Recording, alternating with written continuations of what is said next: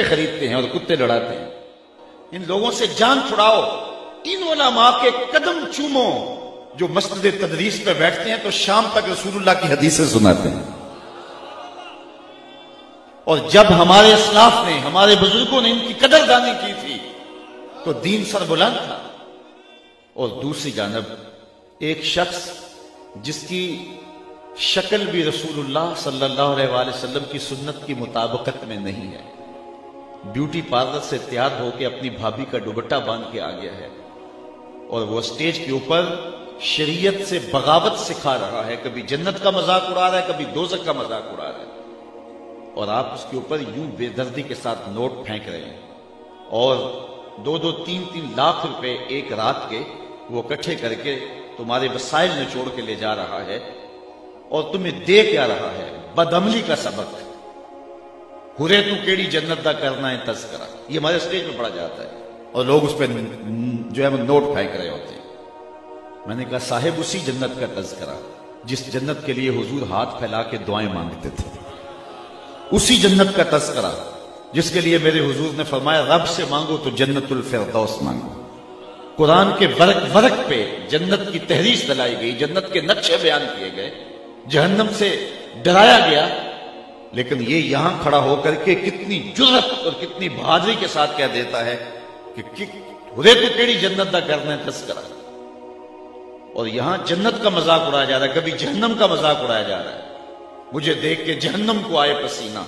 ہمارے استاد تھے، فرمایا کرتے تھے آج تیرے منہ میں طوطی بولتا ہے، جو کہنا ہے کہہ لے، یہ تو قیامت کے دن پتہ چلے گا پسینہ کس کو آتا ہے۔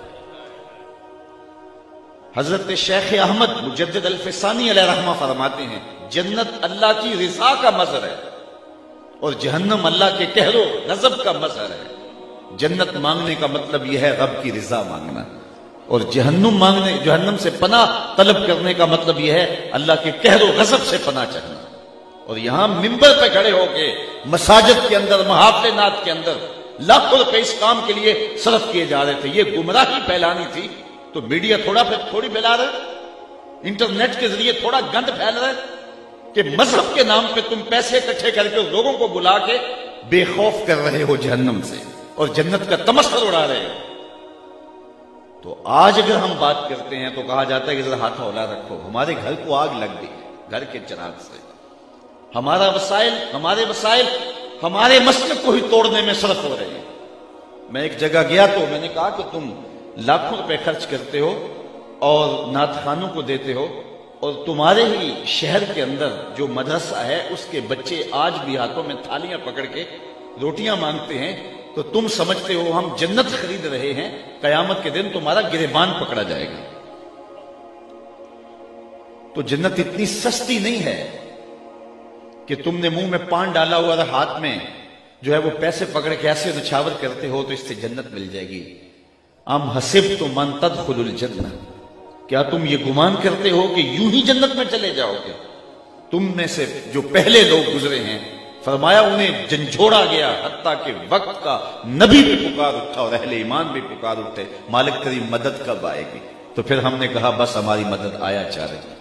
لوگوں کے سر پہ آرے رکھ کے پاؤں تلے تک چیر دیا گیا، جسم کو لوہے کی کنکیوں سے چھیدا گیا، اذیتوں میں، مشقتوں میں، مشکلوں میں مبتلا کیا گیا، اور ہم ایک رات میں جنت خرید کے فارغ ہو جاتے ہیں۔ تو ان لوگوں کو اپنے سٹیجوں سے اتارنا ہوگا، اور اگر میری ان باتوں کو آپ ہضم کر رہے ہیں تو میں ایک اور بات بھی کہنا چاہتا ہوں، ان بے عمل پیروں سے بھی جان چھڑا لو۔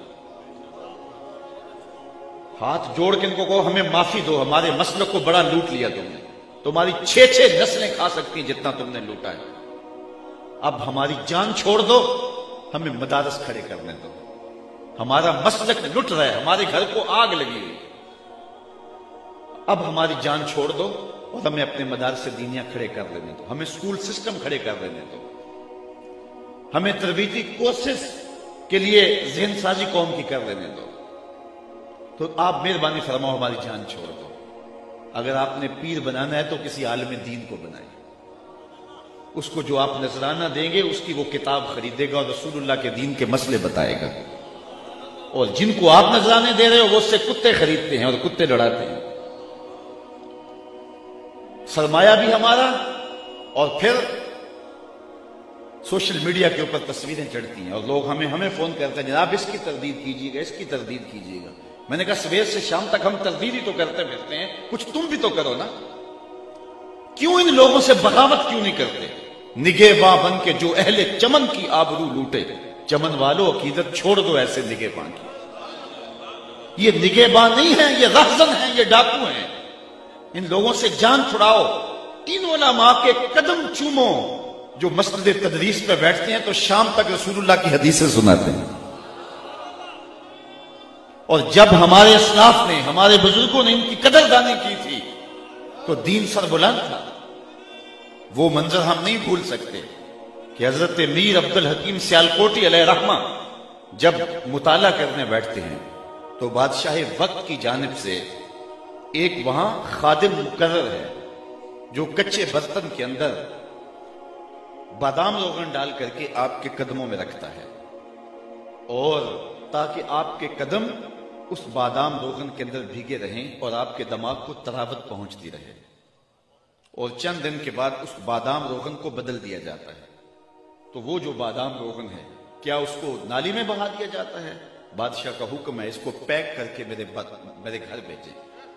اور جب وہ اپنے بیٹوں کو کھانے پر بٹھاتا ہے تو وہ بادام روغن آگے رکھتا ہے، اس کو کھاؤ، اس نے ایک عالم کے قدم چومے ہوئے۔ جب یہ تھی اہل علم کی قدردانی تو پھر ہم بانک پن پہ تھے، ہم عروج پہ تھے، پھر فتاوی عالمگیری لکھی گئی۔ اور آج ہم نے، مجھے معاف کیجئے، وہ آج ایک صاحب کہہ رہے تھے کہ لوگ باغی مرید ہوتے ہیں، میں باغی پیر ہوں۔ تو آج ان لوگوں کی جان چھوڑیے اور ان سے جان چھڑائیے، علماء کی صحبت میں بیٹھیے، اور پھر بالخصوص یہ جو مدرسین ہیں ان کی کفالت اپنے ذمہ لیجئے کہ اللہ تعالیٰ نے ہمیں بڑا دیا ہوا ہے۔ حضرت آپ اپنی فکر نہیں کرنی، یہ ذمہ ہمارا ہوا، آپ رسول اللہ کے دین کا کام کریں۔ اور اہل ثروت کو میں بتانا چاہتا ہوں، جو شخص حضور کے دین کے خادموں کی خدمت کرے اس کا آخرت میں تو صلہ ہے ہی ہے، دنیا میں بھی ضرور اسے ملتا ہے، اللہ اس کو فراوانی عطا فرماتا ہے۔ اس لیے یہ لوگ غنیمت ہیں، ان لوگوں کے ساتھ اپنے تعلق کو مضبوط کیجئے۔ اس وقت دوسرے لوگ، ان کے مدارس دیکھیے وہ کہاں پہنچ گئے، اور ہمارے لیے ایک مدرسے کا بجٹ سال کا وہ ایک مسئلہ ہوا ہوتا ہے۔ تو اس لیے ہمیں اس کلچر کو تبدیل کرنا ہوگا اور مدارس دینیہ کی طرف اپنی توجہ کرنا ہوگی۔ لیکن میں کہتا ہوں سلام ہے ان لوگوں پر، وسائل تھے یا نہیں تھے، انہوں نے پپل کے درختوں کے نیچے بیٹھ کے بھی دین کے چراغ کو بجھنے نہیں دیا۔ کتنی مشکلات آئی، لارڈ میکالے کے نصاب تعلیم مرتب کرنے کے بعد جب مدارس دینیہ اور اسکول سسٹم کو الگ الگ کر دیا گیا تو یہ علماء ہی تھے جنہوں نے یہ چراغ بجھنے نہیں دیا۔ تکلیفیں سہی، دکھ سہے۔ ہمارے استاد فرماتے تھے کہ ہمارے استاد اپنی کہانی سناتے تھے کہ جب ہم رات کو مطالعہ کے لیے بیٹھتے تو مادس کی جو راتیں ہوتی تو وہاں ہمارے دارالعلوم کے اندر دیا نہیں ہوتا تھا، اس میں ڈالنے کے لیے تیل نہیں ہوتا تھا، بلکہ لاہور وزیر خاں مسجد کے اندر جو گیس جلتا تھا، اساتذہ بھی اس کی روشنی میں بیٹھ کے مطالعہ کرتے تھے اور شاگرد بھی اسی کی روشنی میں بیٹھ کے مطالعہ کرتے، اور وہ بھی 11 بجے بجھا دیا جاتا تھا۔ اور وہ اپنے مدرسے کی بات کرتے ہیں، وہاں وہ دیا بھی اور گیس بھی نہیں ہوتا تھا، یہ تو لاہور کا مدرسہ تھا، لیکن ہمارا جو ہے وہ کسی دیہات کا مدرسہ تھا اور فرماتے وہاں یہ بھی نہیں ہوتا تھا۔ پھر وہاں سڑکوں کے اوپر گڈ چلتے تھے جن کے پیچھے لالٹینیں بندی ہوا ہوتی تھی، اور ہم کتابیں لے کے ان کے پیچھے جھک جاتے تھے، کئی کئی میل تک پڑھتے جاتے تھے، اور جب واپس آتے تھے تو ادھر سے کوئی ایسی چیز نظر آ جاتی تو اس کے پیچھے ہم جھک جایا کرتے تھے۔ ان لوگوں نے کن مشقتوں میں دین کے چراغ کو روشن رکھا اور یہ دیے بجھنے نہیں دیے۔ ان لوگوں قبروں پہ مزارات نہیں بنے، انہوں نے مدارس دینیہ کھڑے کیے، انہوں نے اپنی نسلیں نہیں پالی، انہوں نے شاگرد پالے۔ تو یہ لوگ غنیمت ہیں اور ان کا وجود غنیمت ہے۔ تو بہرحال میں جو آپ کے سامنے آیت کریمہ تلاوت کی، یہ میرا ایک درد تھا، اور گلی گلی اس وقت جو ہے وہ یہ درد پھیلا ہوا ہے، لیکن ہمیں عملی طور پہ پوری طرح کھڑا ہونا ہوگا اور اپنے اندر مسلک کے اندر تطہیر کے عمل کو شروع کرنا ہوگا۔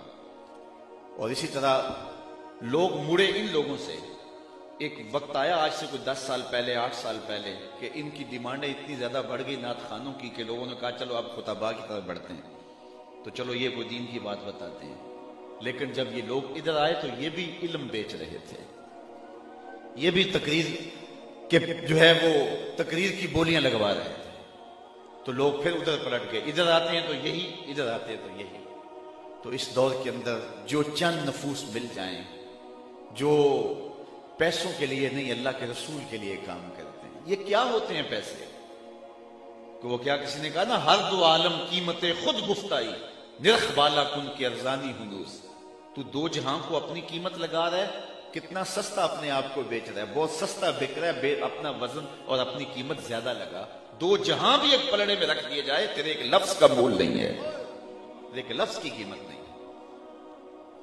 تو اللہ تعالیٰ ان آستانوں کو, یہ حقیقی آستانے ہیں, باقی تو آس اتر گئی ہے, تانے رہ گئے ہیں. جو آستانے ہیں یہ ہیں جہاں علم کا نور بانٹا جاتا ہے اور لوگوں کی علمی پیاس بجھائی جاتی ہے. اللہ تعالیٰ ان کو قیامت تک آباد رکھے.